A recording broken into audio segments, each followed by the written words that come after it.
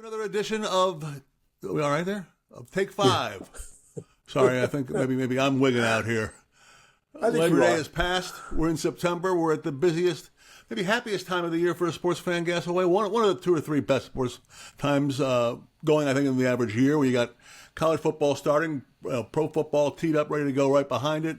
You got baseball in its pennant drive. You've got, if you like the other stuff, you've got U.S. Open tennis going on. So you've got a little bit of everything for everyone.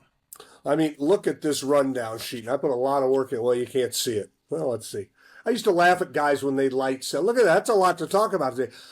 I didn't do as much TV as you, but I used to laugh at guys when they were lighting sets. I'd be like, what the hell happened? Just get it lit, get out of here, and let us get. And then like, look at my set. It looks like a 5-year-old lit it. Where's the Signetti? There's the Signetti sign. There's the Seahawks, but you can't see them. They're dark. It's like Newman and Seinfeld did at the time you had Jerry under the hot lights. I mean, that's what you look like. You look like you're under hot lights there, for crying out loud. It does.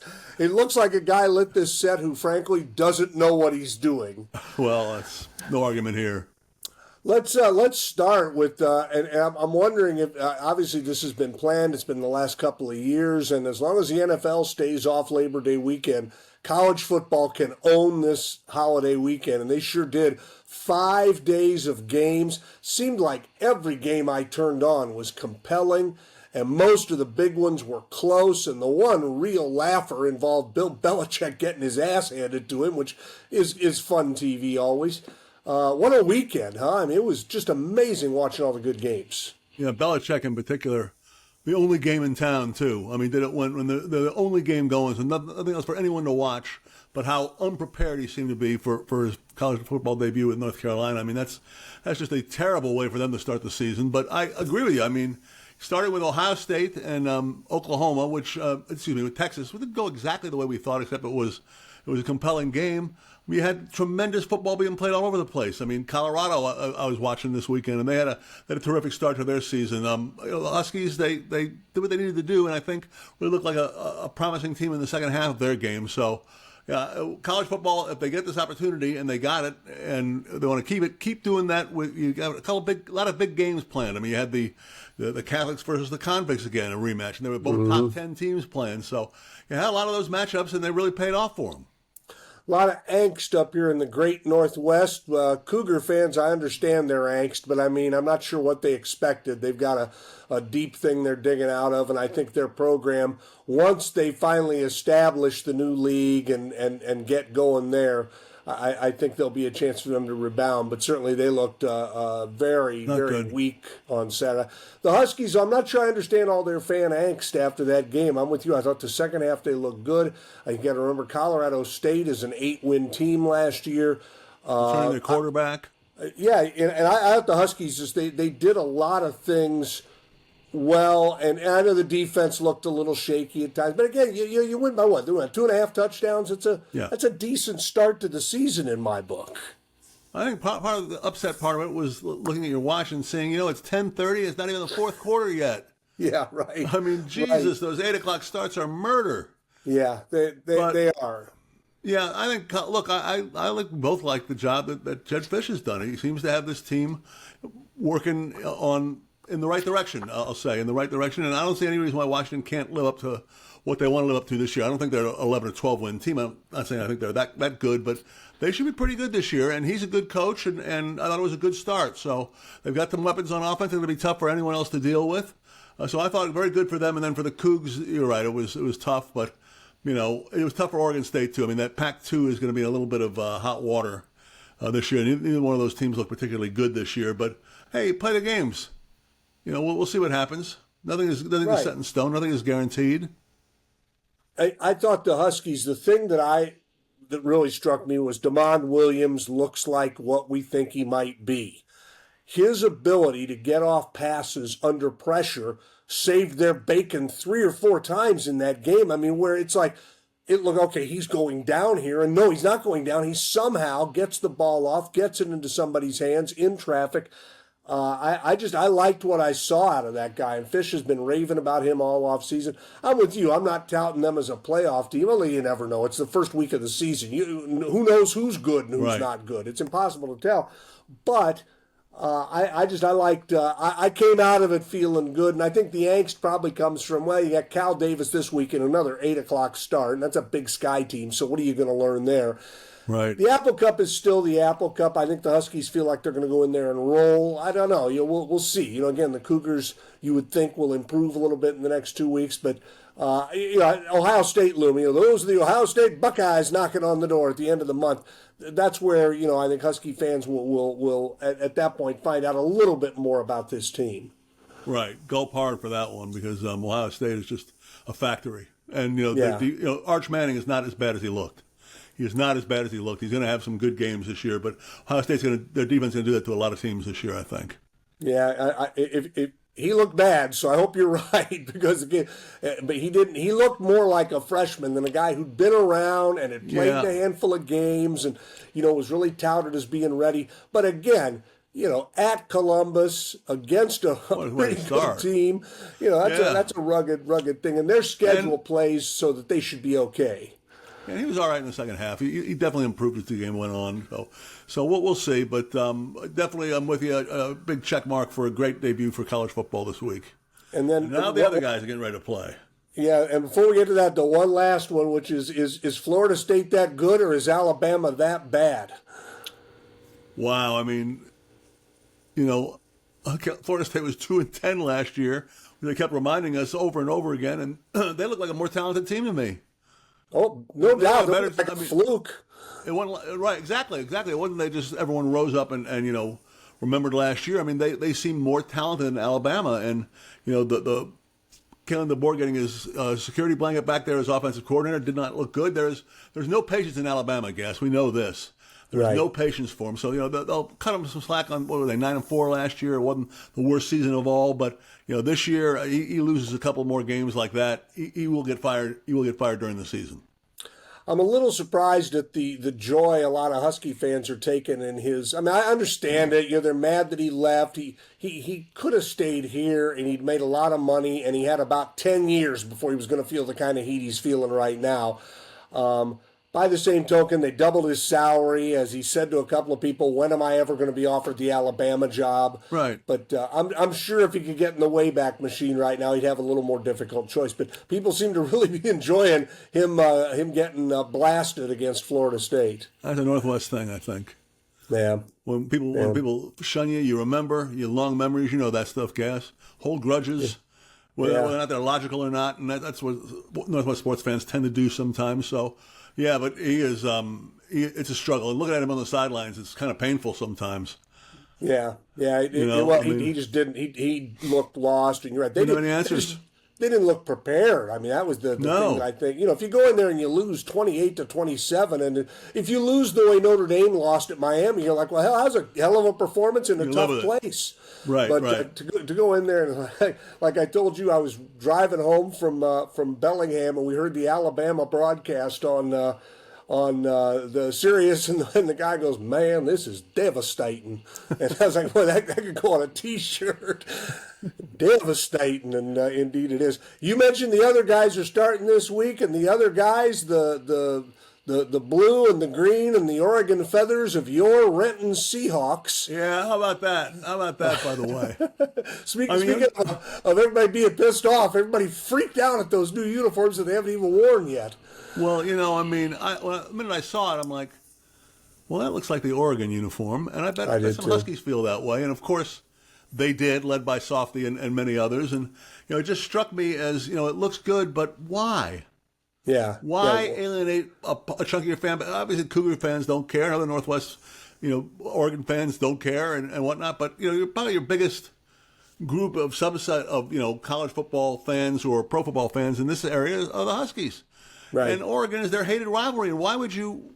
I don't get it. I just didn't get it. It didn't make any sense to me that no one would have said, you know what, this was going to mind. It looks like Oregon's colors. I'm curious to know if that ever came up. If somebody in one of the meetings said, hey, hang on, is there something different we could do? Because I thought the first thing it looked like Oregon, but more important than that, and that'll get sorted out in the wash, they have the Niners coming in this weekend. I'm a little more optimistic than you are. Are you still in the same mode? You were pessimistic about a month ago. Have you seen anything that makes you a little less pessimistic? Their defense.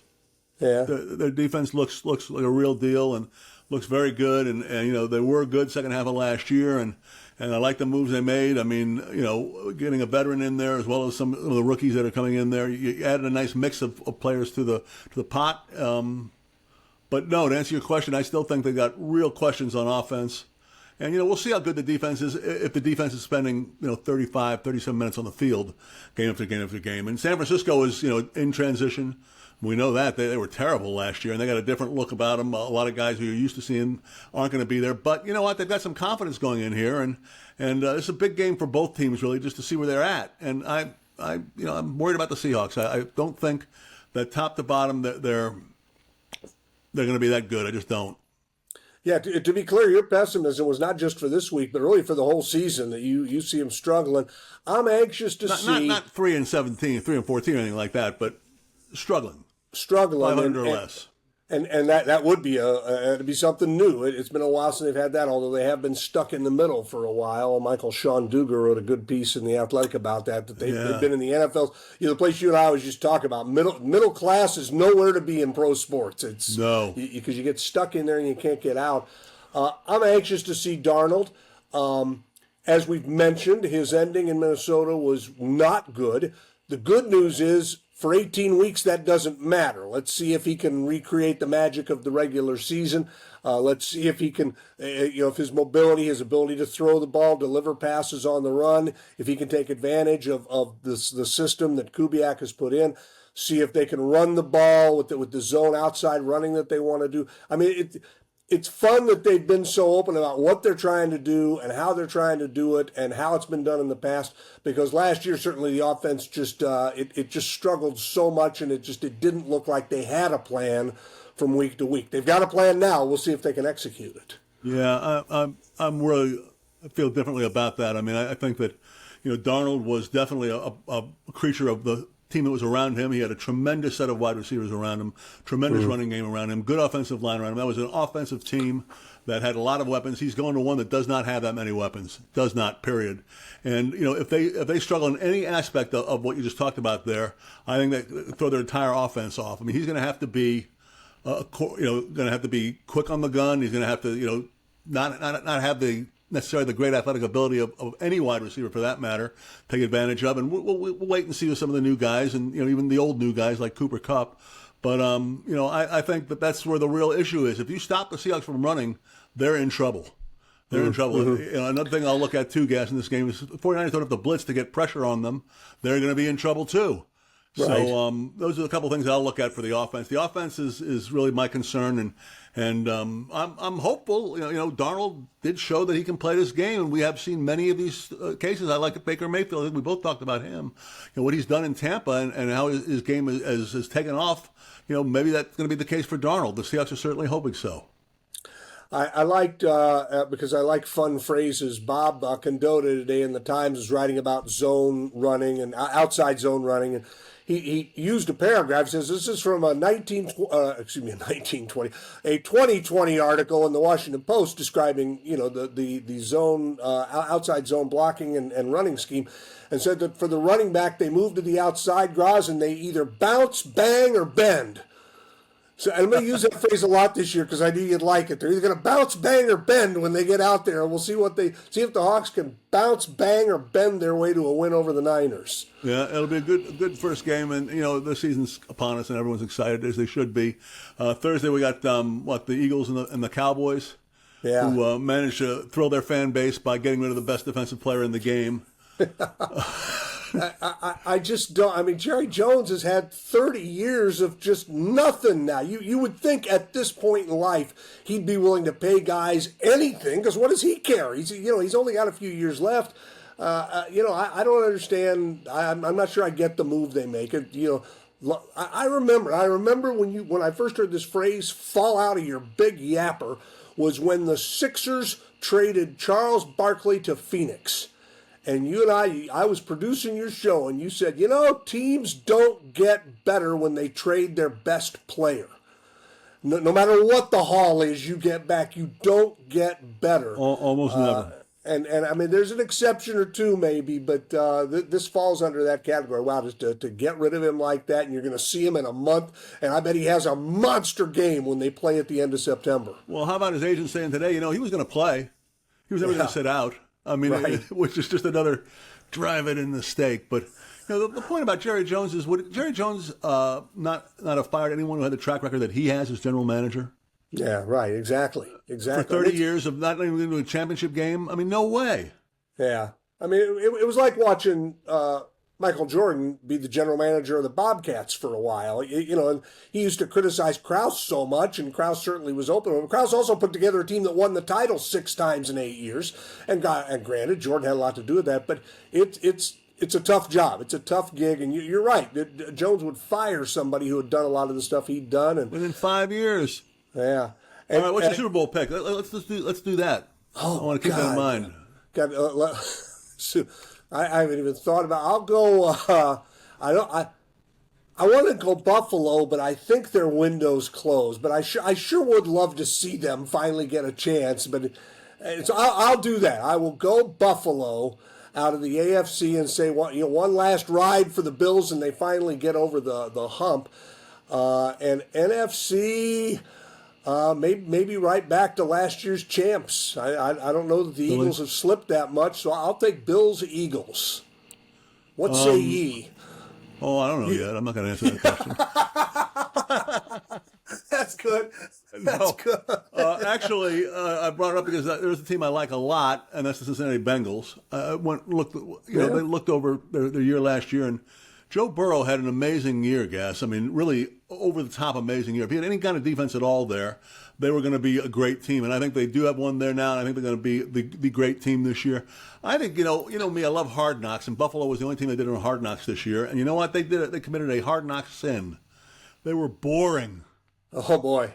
It wasn't interesting. It was boring, and so I don't want that to. I'm not leaning into that. Well, I don't think they're going to be successful, but it is. You put it out. I think they're 7th straight division title, something like that, some ridiculous number like that. Yeah. I mean, I think they may have missed their window. I think it may have passed right by them. I think the Ravens and the Bengals, the two best teams in football this year, and I think the NFC, which is some good news for almost everyone, is pretty wide open. Saquon Barkley got another 2,000-yard season in him. Yeah. I don't think so. I mean, I don't think so. But who's going to come out of the mist and get him? Well, we'll see. There's no obvious contender to him right now, I would say. But Tampa is a team that's really good too, and they're a team that I look at as having a good shot at it this year as well.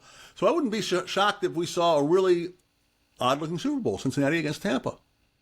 Cincinnati-Tampa, a sleeper team that I'll throw out for the NFC. I mean, they were pretty damn good last year. They made one big change in a big position, but Minnesota probably is not a team. They win 15 games last year. I mean, it fell apart at the end, but it's probably not a team to completely sleep on. It's fun because the NFL really is still the any given Sunday league, and you have no idea from week to week how teams are going to be, and it'll be another fun year. I can't wait for it to get started.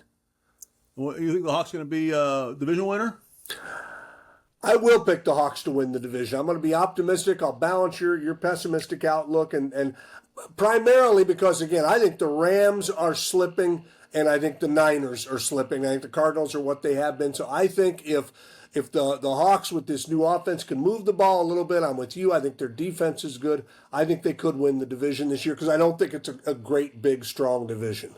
Well, I think that and this will make those who don't like me picking against the Hawks feel better. I think the Cardinals are going to win the division, actually.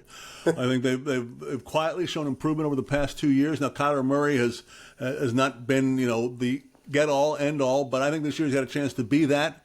I think and I agree with you, I think the division is pretty well balanced. I don't see anyone going 15, 16 wins in it, but I think the Cardinals are going to win this thing this year.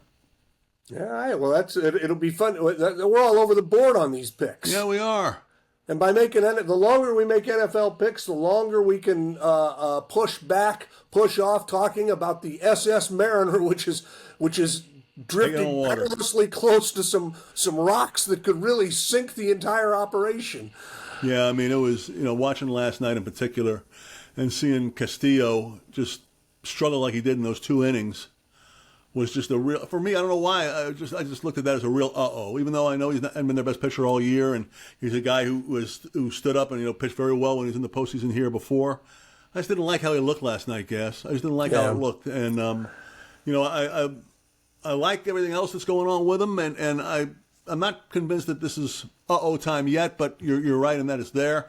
I think, if you lose, this is a brutal trip. I mean, another 9-10 day trip back east, last one they've got. If they can survive this and still be in the lead in that wild card spot, I'm going to feel a lot better. But, if they come back with 2-3 weeks to play and trailing in the wild card, it's going to be really rough. They're in the middle of an 18 road games in 24 game stretch of their schedule, and all 18 of them are far, far away. I'm not sure how much that matters. They're not a good road team, and Castillo. Overall, Castillo's been fine with this team, but he has slipped every year. If you watch him, you're like, he's not quite as strong as he was last year. And it's been that way every year with him. And the slip this last month has been devastating to watch. I mean, he has had 4 bad outings in a row. They call him the Rock. He's been a rock. He's been a leader and all that. But it's at some point, I'm not sure. I mean, if they're able to get to the postseason, I don't know what his role will be unless he really gets squared away soon, because the last few outings have been terrible for him. Yeah, it's kind of funny, Gas. The way it looks to me for the September, and this is not how I thought it would be at all this year, is the Mariners' offense looks to carry them. I mean, I think Randy Arozarena is looking every bit like the player that they wanted, and he's every game you watch with him, Gas, he gets better and better, doesn't he? I mean, this is a great guy to get. I can't believe Tampa let him go, because he's good in every aspect of the game. He's great in the clubhouse. He's great in the locker room. He's great in all aspects of it, and he's having a good run. Naylor looks terrific. Suarez has started hitting. Cal Raleigh is still hitting. You're going to have Robles back, for the last couple of weeks to give you a little spark up front. They're going to be powered by their offense, I think, if this is going to happen for them in September. And okay, that'd be fun. That'd be different.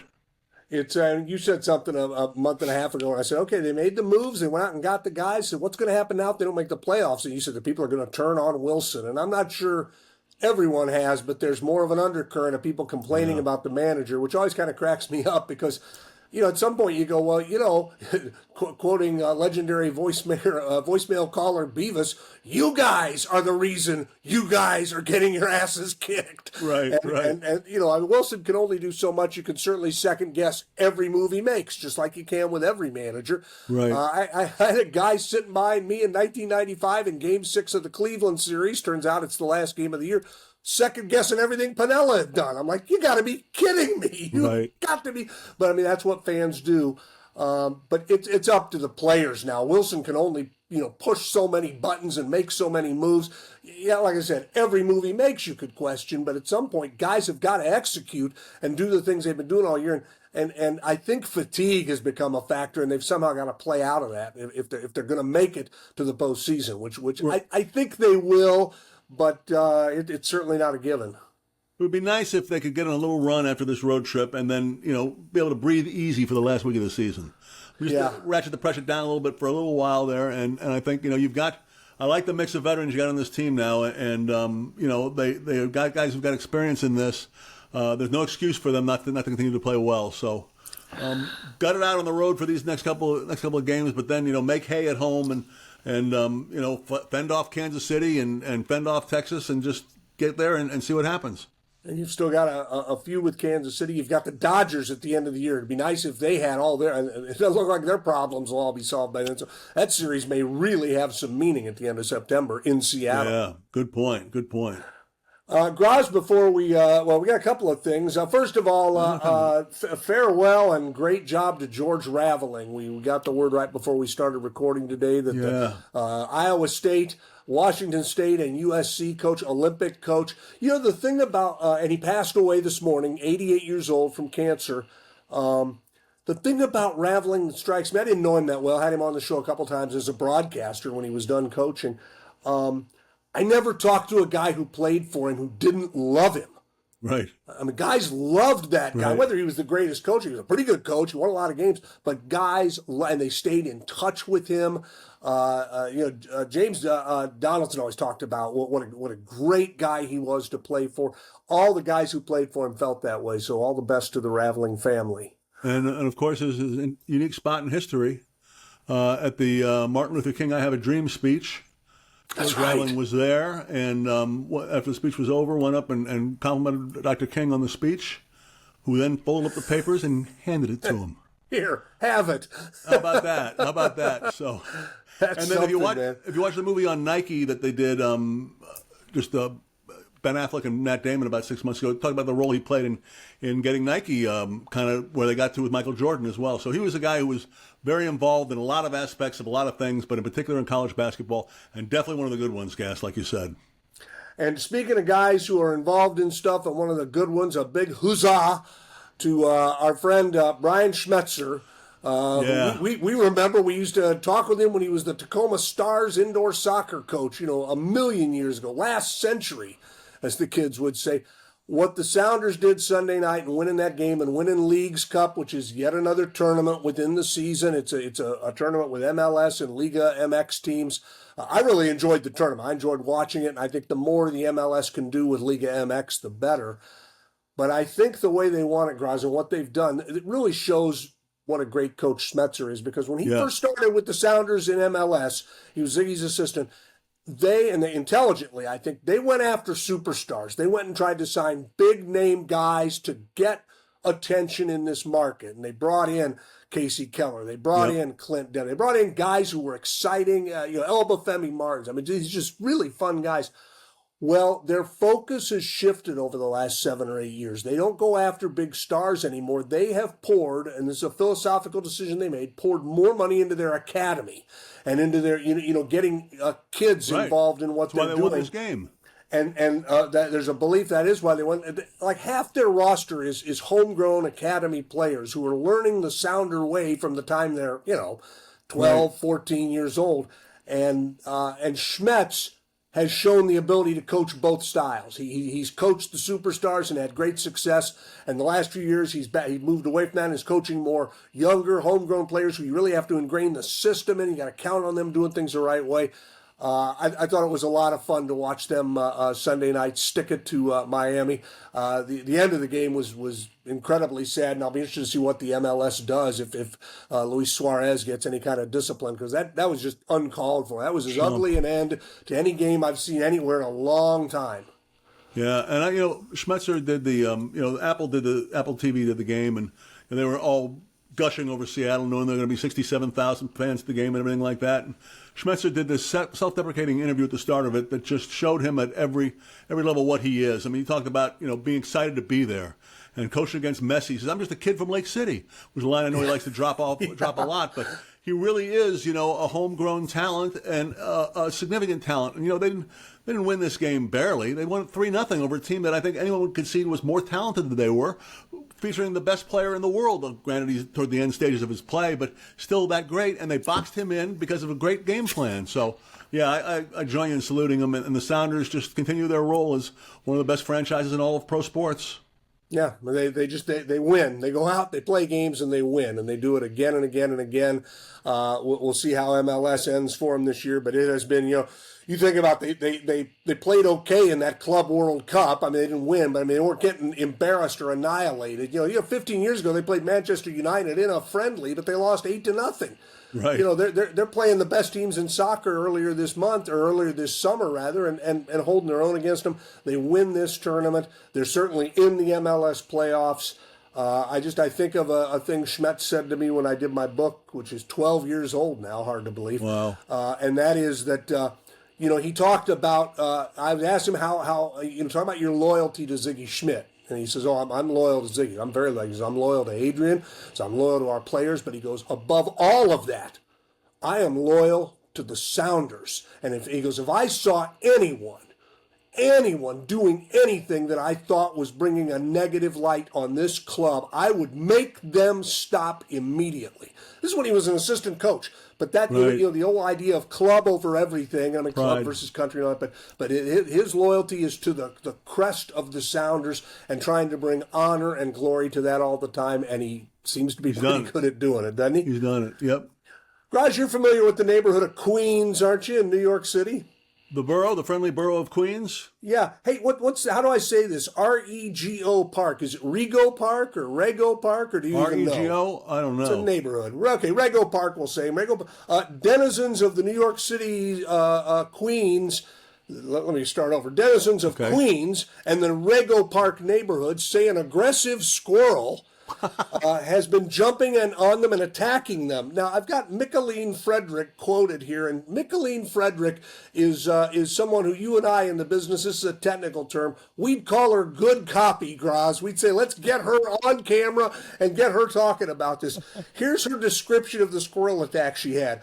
We're wrestling in the snow. There's blood everywhere. My finger's getting chewed, and it won't let go. I was a big bloody mess. It was like I was in an MMA cage match, and I lost. That's a hell of a description of her up. Sign right. Sign her up. She should have a job on this show. We should fire both of us. That's fantastic, man. Adios, All right. amigo. Go Seahawks.